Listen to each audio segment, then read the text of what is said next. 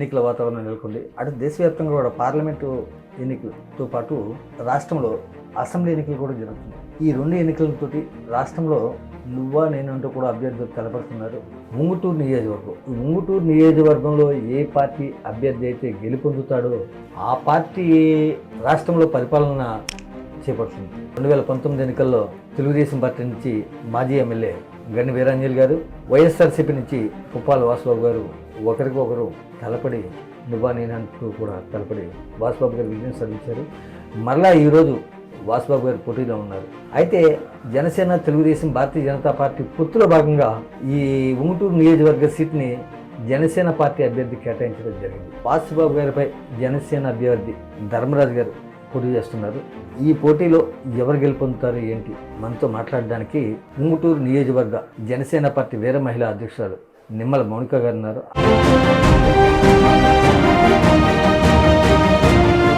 మీరు రాజకీయాల్లో రావడానికి గల కారణాలు ఏంటి?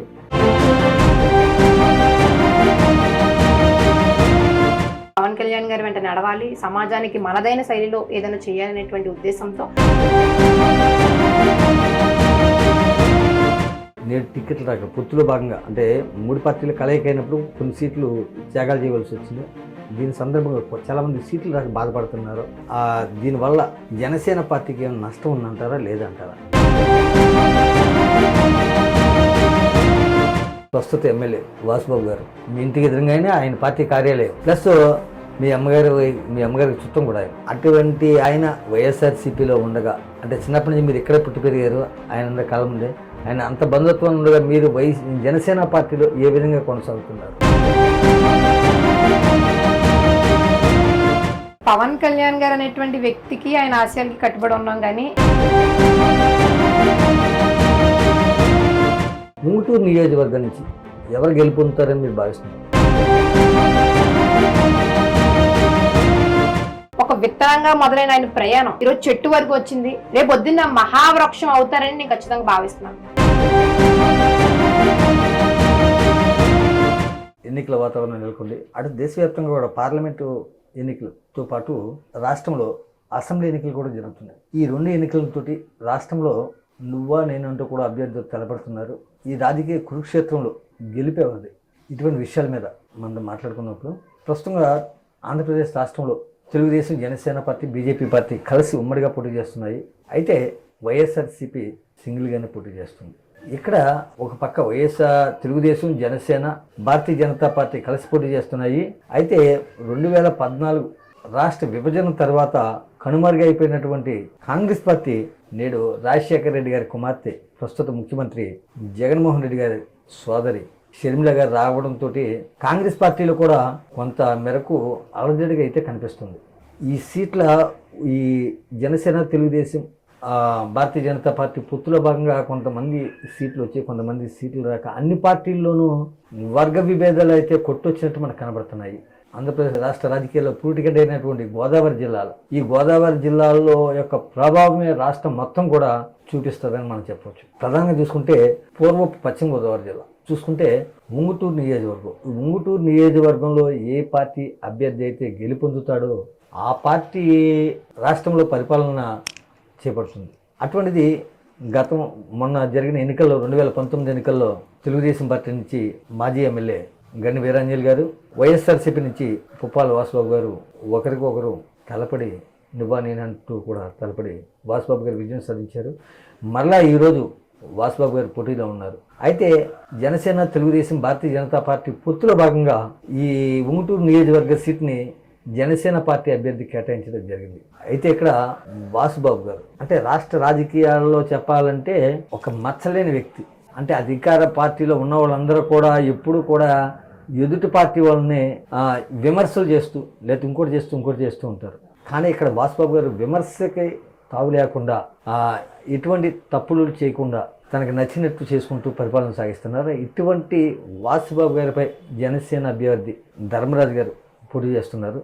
ఈ పోటీలో ఎవరు గెలుపొందుతారు ఏంటి మనతో మాట్లాడడానికి ఉంగుటూరు నియోజకవర్గ జనసేన పార్టీ వీర మహిళా అధ్యక్షురాలు నిమ్మల మౌనిక గారు ఉన్నారు. ఆవిడ అడిగి మరిన్ని విషయాలు మనం తెలుసుకుందాం. నమస్తే అండి మౌనిక గారు. నమస్కారం ఫణిబాబు గారు. మౌనిక గారు, అసలు మౌనిక గారు అనేదానికి మనం నేను ఫేస్బుక్లోను లేకపోతే వాట్సాప్లోను ట్విట్టర్లోను చూసి ఈవిడెవరో పెద్ద పెద్ద వయసురాలు పెద్ద రాజకీయ నాయకురాలు అనుకున్నాను. కానీ అతి పిన్న వయసులోనే ఉంగుటూరు నియోజకవర్గంలో రాజకీయాల్లోకి ప్రవేశించి తనదైన ముద్ర వేసుకున్నారు. మౌనిక గారు సామాన్య మధ్యతరగతి కుటుంబంలో పుట్టి ఉన్నత విద్యను అభ్యసించి మంచి ఇదిగా ఉండకుండా రాజకీయాల్లోకి రావడానికి, మీరు రాజకీయాల్లో రావడానికి గల కారణాలు ఏంటి? కారకులు ఎవరు? సామాజిక సేవలు అనేటువంటివి చిన్నప్పటి నుంచి కూడా నాకు చాలా ఇష్టం. అది ముందు నుంచి కూడా మనం చిన్నప్పటి నుంచి మనం వాతావరణం కానివ్వండి, మనం ఉన్నటువంటి ప్రాంతం కానివ్వండి, ప్రతి విషయంలో కూడా మనం ఏదో ఒకటి ప్రజలకు చేయాలనేటువంటి ఉద్దేశం చిన్నప్పటి నుంచి నాకు ఉండేది. అది మా తాతగారు నుంచి కానీ మా తండ్రి గారి నుంచి కానీ మాకు చిన్నప్పటి నుంచి వచ్చింది. అది ఎలా చేయాలి అనేటువంటి ఆలోచనలో ఉన్నప్పుడు పవన్ కళ్యాణ్ గారు ఒక పార్టీ పెట్టడం, మా ఊరికి రావటం, ప్రజా పోరాట యాత్ర అనేటువంటిది ఒక యాత్ర చేయటం, ఆ యాత్రలో భాగంగా మా ఊరు గణపవరం గ్రామం రావటం, అందులో ఆయన మాట్లాడేటువంటి మాటలు కానివ్వండి, ఆయన చెప్పినటువంటి సిద్ధాంతాలు కానివ్వండి, అవన్నీ కూడా మాకు చాలా బాగా నచ్చినాయి. ఆ రోజు నుంచి కూడా అప్పుడే అనుకున్నాను, పవన్ కళ్యాణ్ గారి వెంట నడవాలి, సమాజానికి మనదైన శైలిలో ఏదైనా చేయాలనేటువంటి ఉద్దేశంతో ఈ జనసేన పార్టీలోకి రావటం ఈ రోజు వరకు కూడా కొనసాగించడం అయితే జరుగుతుందండి. మౌనిక గారు, మీరు రాజకీయాల్లోకి వచ్చారు, అంతా బాగానే ఉంది. ప్రస్తుతం మీరు జనసేన పార్టీలో చురుగ్గా ఉన్నారు. జనసేన పార్టీలో అంటే చాలామంది టికెట్లు ఆశించి టికెట్లు రాక, గతంలోనేమో పోటీ చేసిన వాళ్ళు కూడా కనుమరుగైపోయారు కొంతమంది, తర్వాత పార్టీని ఇన్ఛార్జీలు కూడా చేయకుండా. కానీ ఇటువంటి తరుణంలో కొంతమంది ఇన్ఛార్జీలుగా పనిచేసిన వాళ్ళందరూ కూడా నేడు టికెట్లు రాక పొత్తులో భాగంగా అంటే 3 పార్టీలు కలయిక అయినప్పుడు కొన్ని సీట్లు త్యాగాలు చేయవలసి వచ్చింది. దీని సందర్భంగా చాలామంది సీట్లు రాక బాధపడుతున్నారు. దీనివల్ల జనసేన పార్టీకి ఏమైనా నష్టం ఉందంటారా లేదంటారా? అధిష్టానం తీసుకున్నటువంటి నిర్ణయం ఏదైనప్పటికీ సరే మేమందరం కూడా కష్టపడి పనిచేస్తామని ముందు నుంచి కూడా చెప్తానే వచ్చాం, అలాగే జరుగుతున్నాం. పవన్ కళ్యాణ్ గారు తీసుకున్నటువంటి నిర్ణయానికి మేమందరం కట్టుబడే ఉన్నాం.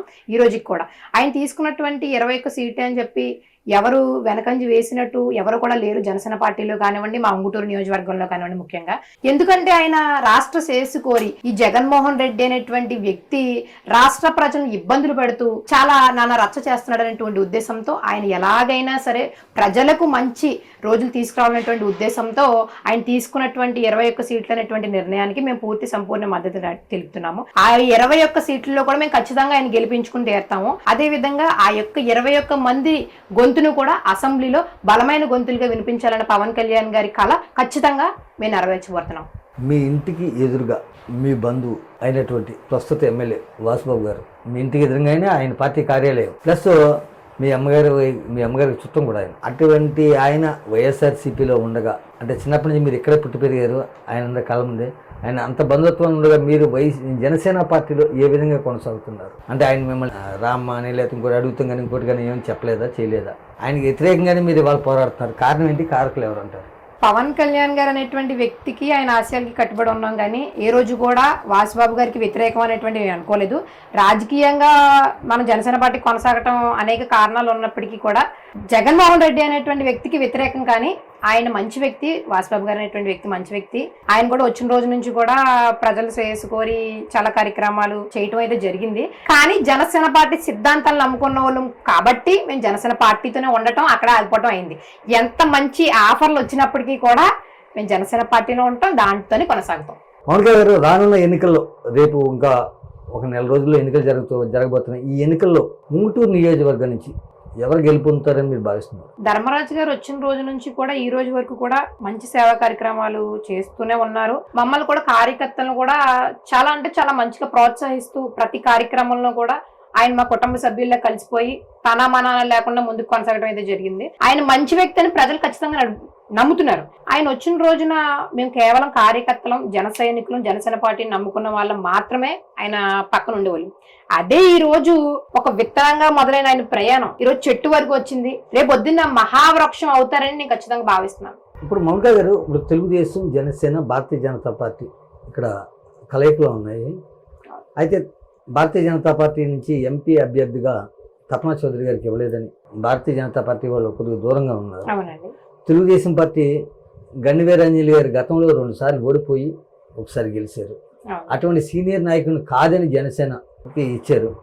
అందువల్ల తెలుగుదేశం పార్టీలో గన్నివేరంజలి గారు తిరిగినప్పటికీ కూడా కొంతమంది మండల స్థాయి నాయకులు కానీ గ్రామ స్థాయి నాయకులు కానీ తెలుగుదేశం పార్టీకి దూరంగా ఉంటున్నారు ఈ ప్రచారానికి. వీళ్ళకి అయినా సరే మీరు జనసేన పార్టీ గెలుస్తుందని ఏ విధంగా చెబుతున్నారు? ముందులో వాళ్ళు కూడా వెనకం చేశారన్నమాట వాస్తవం అండి. తర్వాత పెద్దలిద్దరూ కూర్చుని మాట్లాడుకున్న తర్వాత రాష్ట్ర శ్రేయస్సు ముఖ్యం, అధిష్టానం తీసుకున్నటువంటి నిర్ణయం ఖచ్చితంగా పవన్ కళ్యాణ్ గారు తీసుకున్నటువంటి నిర్ణయం ఆల్రెడీ జరిగిపోయింది, వదిలేశారు సీటు. అప్పటికి కన్ఫర్మేషన్ అయిపోయి వచ్చేసింది. వాళ్ళకి తెలీదు, వీళ్ళకి తెలీదు. ఇద్దరు కూడా మాకే వస్తుంది అని అనుకుంటాం. క్యాడర్ కూడా జనసేన పార్టీకి అని మేము చెప్పటం, తెలుగుదేశం పార్టీకి అని ఆ క్యాడర్ చెప్తాం. ఇలా ఎవరి ఆనంద సంతోషకరంతో వాళ్ళు ఉన్నారు.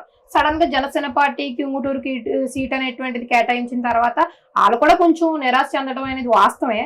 కానీ తర్వాత మాత్రం కలిసి కూర్చుకుని ఒక నిర్ణయానికి వచ్చిన తర్వాత ఒక ఉంగుటూరు నియోజకవర్గ ఆత్మీయ సమావేశం అనేది ఒకటి పెట్టుకున్నామండి. ఆ పెట్టుకున్న తర్వాత వారందరూ కూడా క్లారిటీ వచ్చారు, ఖచ్చితంగా మనం కలిసి చేద్దాం, ఎలాగైనా ఈ వైసీపీ అవినీతి బద్దలు కొట్టాలి, ఈ కోటల్ని బద్దలు కొట్టాలి, ఈ అధికారులు చేసినటువంటి దుర్మార్గాన్ని మనం ఎలాగైనా అరికట్టాలి. ముఖ్యంగా ఆయన ఉద్దేశం కూడా అదే. గన్ను వీరాంజనేయులు కూడా ఆయన కూడా చాలా మంచి వ్యక్తి. ఈరోజు మేము తిరుగుతున్నటువంటి ప్రతి క్యాంపెయిన్లో కూడా ఆయన మాకు మద్దతు ఇస్తూ మా సహకరిస్తున్నారు. ఆయన రాలేదనేటువంటి నిరుత్సాహం కూడా ఎక్కడ క్యాడర్లో కూడా లేదు, ఆయనలో కూడా లేదండి. ప్రధానంగా చూసుకుంటే పిఠాపురం నియోజకవర్గంలో మీ పార్టీ అధ్యక్షుడు నాగబాబు గారు పోటీ చేస్తున్నారు. అక్కడ మీ సామాజిక వర్గానికి చెందిన ముద్రగడ పద్మనాభం గారు పవన్ కళ్యాణ్ ఏ విధంగా ఓడిస్తాను, ఆయన ఓడిపోతారు అంటున్నారు. నిజంగా పవన్ కళ్యాణ్ గారు పిఠాపురం నియోజకవర్గంలో గెలుస్తారంటారా, ఓడిపోతారంటారా? పిఠాపురం ప్రజలందరూ కూడా అక్కడ పోటీ చేస్తుంది పోటీగా వంగా గీత. ఆ వంగా గీత అనేటువంటి వ్యక్తిని తీసుకొచ్చిన, రాజకీయాలకు పరిచయం చేసిన వ్యక్తే చిరంజీవి గారు. ఈ రోజు ఆవిడ అసలు పవన్ కళ్యాణ్ ఎవరు, ఇలాంటి వాక్యాలు కూడా చాలా వరకు చేస్తున్నారు. ఒకసారి ఆవిడ చరిత్ర తిరిగి వెనక్కి చూసుకోవాలని కూడా ఈ సందర్భంగా చెప్తున్నానండి మీతోని. పవన్ కళ్యాణ్ గారికి రాష్ట్ర వ్యాప్తంగా ఉన్న వీర మహిళలు, జన సైనికులు 21 స్థానాల్లో ఉన్న వ్యక్తులు మాత్రం ఉండిపోయి మిగిలిన నియోజకవర్గాలు అందరూ కూడా పిఠాపురం వెళ్ళి ఆయన కోసం కృషి చేయాలని బలంగా నిర్ణయించుకున్నారు.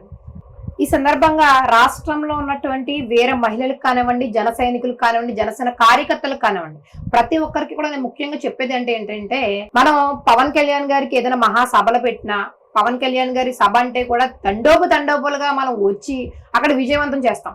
అలాగే ఈ రోజు ఈయన పిఠాపురం నుంచి పోటీ చేస్తున్నారంటే ఉభయ గోదావరి జిల్లాల్లోనే కాకుండా రాష్ట్ర వ్యాప్తంగా ఉన్నటువంటి ప్రతి ఒక్క అభిమాని కూడా, పార్టీ కార్యకర్తలు కూడా, ఈ 175 నియోజకవర్గాల్లో ఉన్నటువంటి ప్రతి ఒక్కరూ కూడా పవన్ కళ్యాణ్ గారి వెంట నడుద్దాం, ఆయన గెలిపిద్దాం. ఒక్కొక్క రోజున ఒక్కొక్క నియోజకవర్గం చొప్పున వెళ్ళినా కూడా మనం ఖచ్చితంగా గెలుపుకి చాలా దగ్గరగా ఉంటాం. లక్ష్యంగా గెలుపుని సాధించే తీరుతాం. ప్రతి ఒక్కరు కూడా అనుకుందాం, వెళ్దాం, ఆయన వెంట నెడుద్దాం, ఆయన్ని గెలిపించే తీరుతాం. రాష్ట్రంలో జగన్మోహన్ రెడ్డి గారు అనేక సంక్షేమ పథకాలు ఇచ్చామంటున్నారు. ఇళ్ల స్థలాలు అవ్వచ్చు, రైతు భరోసాలు అవ్వచ్చు, లేకపోతే ఫీజు రియంబర్స్మెంట్ అవ్వచ్చు, ఇలాగ అనేక పథకాలు ఇచ్చాము. ఇన్ని పథకాలు ఇచ్చినా సరే వైసీపీ వాళ్ళు గెలవరు, జనసేన గెలుస్తుంది, లేకపోతే జనసేన కూటమి గెలుస్తుంది, తెలుగుదేశం భారతీయ జనతా కూటమి గెలుస్తుంది అంటున్నారు. ఏ విధంగా గెలుస్తుంది? ఎందుకంటే జగన్మోహన్ రెడ్డి గారు ప్రవేశపెట్టిన పథకాలు సామాన్యమైన పథకాలు కాదు. నవరత్నాలని 9 పథకాలు ప్రవేశపెట్టి సామాన్యుడికి అంటే ప్రతిదీ కూడా అందుబాటులో ఉండే విధంగా చేశాడు ఆయన. అయినా సరే వైసీపీ గెలవదు, జనసేన వాళ్ళు గెలుస్తాం, లేదా తెలుగుదేశంలో గెలుస్తాం, భారతీయ జనతా పార్టీ గెలుస్తాం అని మీరు ఏ విధంగా చెబుతున్నారు? చిన్న ఎగ్జాంపుల్ చెప్తాను. ఇది చేత్తో తీసుకోండి, ఇది మీకు ఈ చేత్తో ఇచ్చాను, ఈ చేత్తో తీసేసుకున్నాను, దీనివల్ల లాభం ఏముంది చెప్పండి? ఈ చేత్తో ఇచ్చి నేను ఈ చేత్తో తీసేసుకున్నప్పుడు దీనివల్ల లాభం ఏముంది? ఇది నా దగ్గరే ఉంటది, మీరు ఎప్పుడు ఎంటీగా ఉన్నప్పుడు మీరు ఎంటీగానే ఉంటారు. కానీ అండి అసలు నా చేతిలో ఇది లేదనేది మీరు ఇచ్చారు.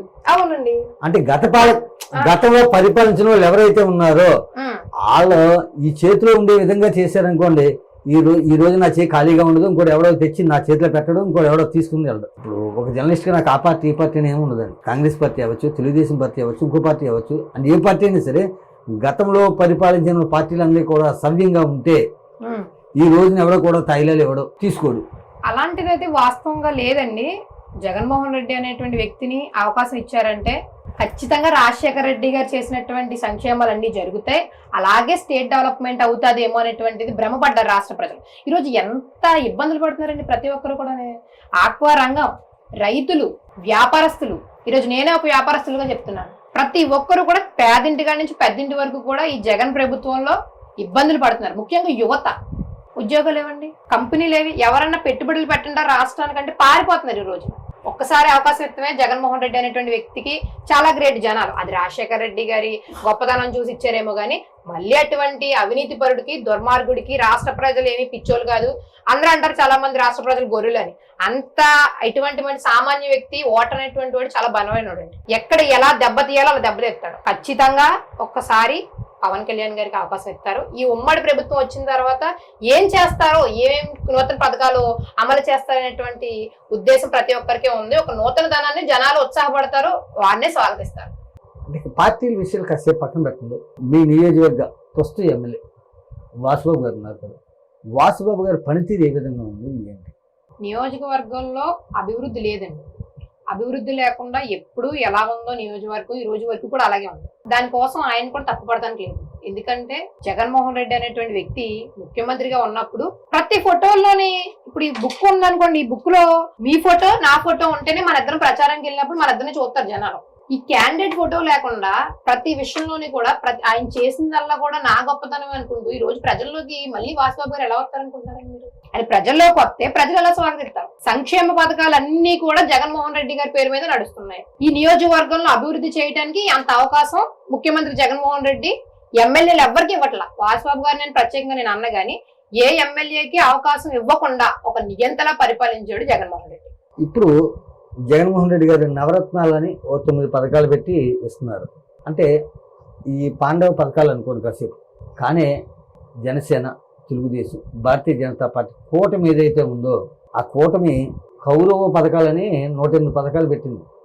ఈ 9 పథకాలకు ఇష్టానికి జనాలు రాష్ట్రంలో డబ్బు లేదు, లేకపోతేనేమో అభివృద్ధులు జరగట్లేదు, లేకపోతేనేమో అప్పుల పాలు అయిపోయామంటున్నారు. మరి 108 పథకాలు ఏ విధంగా జరుగుతాయంటారు?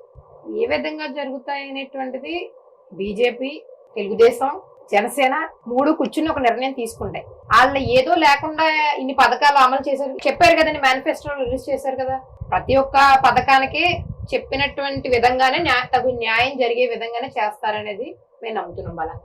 రాష్ట్రంలో అంటే ఇప్పుడు జనసేన పార్టీ 21 ఎమ్మెల్యే సీట్లలో పోటీ చేస్తుంది, 2 ఎంపీ సీట్లకు పోటీ చేస్తుంది. మీ జనసేన పార్టీ పోటీ చేసే స్థానాలు మీరు ఎన్ని గెలుస్తారని భావిస్తున్నారు? పవన్ కళ్యాణ్ గారు అయితే ఒక మాట చెప్పారు, నేను ఖచ్చితంగా గెలిచే సీట్లే తీసుకుంటానని. ఆ 21 సీట్లోని మేము ఖచ్చితంగా గెలుస్తామనే నమ్మకంతోనే చెప్తున్నాం. ఒక 40 సీట్లు తీసుకుని, ఒక 50 సీట్లు తీసుకుని, ఒక 100 సీట్లు తీసుకుని ఓడిపోయేదానికంటే 21 సీట్లలో గెలిచి అసెంబ్లీలో అడుగు పెడతాం, ఘన విజయంగా భావిస్తాం. రేపు ఎన్నికల్లో మీరు 21 సీట్లు గెలిస్తే పవన్ కళ్యాణ్ గారు ముఖ్యమంత్రి అయ్యే అవకాశం ఉందంటారా లేదంటారా? దీని మీద మీ అభిప్రాయం ఏంటి? అవుతాము. ఎందుకంటే ఇది ఎలా చెప్తున్నారంటే తెలుగుదేశం పార్టీ అనేటువంటిది ఒక 70 సీట్లు గెలుస్తుంది ఖచ్చితంగా. 21 సీట్లు మేము గెలుస్తాం. ఆ 70 సీట్లకి ఈ 20 సీట్లు, ఈ 21 సీట్లు అనేటువంటివి జత కడతాం. అప్పుడు 90 సీట్లు మేము నెగ్గుతాం. ఆ నెగ్గినటువంటి సీట్లతో ఎలాగైనా సరే ఈ కూటమి అనేటువంటిది అభ్యర్థిస్తుంది. ఈ కూటమిలో గెలిచిన తర్వాత, గవర్నమెంట్ ఫామ్ చేసిన తర్వాత ఖచ్చితంగా పవన్ కళ్యాణ్ గారికి పవర్ షేరింగ్ ఉంటుంది. మేమైతే మాత్రం ఎట్టి పరిస్థితిలోని వదిలే ప్రసక్తే లేదు. ఇది ఖచ్చితంగా ప్రతి ఒక్క జన సైనికుడు, కరుడు కట్టిన జన సైనికుడికి, వేరే మహిళలకి ఉన్నటువంటి కోరిక, ఆశ. మేము దాన్ని నెరవేర్చుకునే తీరుతాం. సీట్లన్నీ కూడా మేము గెలిచే తీరేమని బలంగా నమ్మేము, గెలిచేసాం అంతే.